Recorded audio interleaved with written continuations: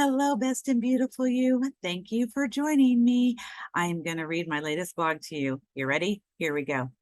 Getting on the right track and staying the course. Part 2.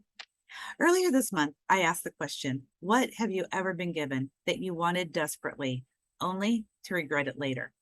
As I've shared, God gave me a home that was my heart's desire. Not only did it turn out to be a money pit, it was a place where I would make one of the hardest decisions I've ever had to make. Overall, life was going in a positive direction. Scott and I were married, my Avon business was going well, and Central Christian was now part of our lives. Moving into the home of my dreams seemed to complete the upswing my life was taking. Yet, the next few years didn't progress as I would have expected. As I mentioned before, the dream home was not what I had hoped for. In spite of having a home warranty, so many things that went wrong were not covered. That was the financial part. The emotional part came from my son, Brian, who I first introduced to you in February of 2021.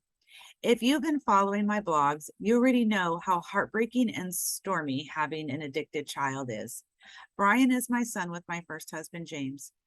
When I was married to my second husband, Bo, Brian spent most of his time with his dad. Even when Scott and I got back together, Brian lived with his dad. When James died, even though we knew Brian was addicted to drugs, we let him live with us. Raising children is challenging enough. Having an addicted child and struggling with how to help is a nightmare. I understand that as a parent, our natural desire with our kids is to try to protect them. We tend to do more harm than good, and especially when it comes to children with addictions, we are enabling instead of empowering them. Between Brian and the Money Pit House, Scott and I knew we had to make some hard decisions. We both prayed about it, and we believed we heard what we needed to as I was getting ready to leave for my annual Avon convention. Before I left, we decided that when I returned, we would know exactly what to do. And we did. First was to sell the home, and that was a hard enough decision. Making the decision about Brian was much more difficult. If you want to know what happened, you can read about it in my story, and I'll put a link to that below here. For the past few months, I've shared how precarious my life was. Even with moving in a positive direction, there were still unforeseen hurdles to overcome. Next month and in December, we're going to take a break from this journey and continue it after the first of the year. For now, the holiday season is almost here.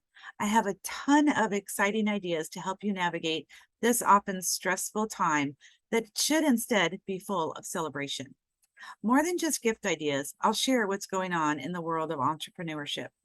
In the meantime, it's important for you to understand that what you have experienced in life is yours and yours alone, and that's what makes you unique. Not all decisions work out as expected, and that is okay.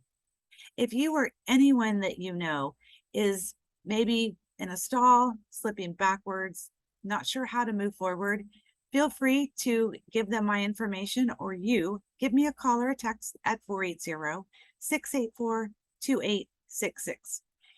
I will also put a link to contact me below as well. It's amazing how talking things out can bring unexpected solutions. Thank you, and look forward to the next blog. Bye.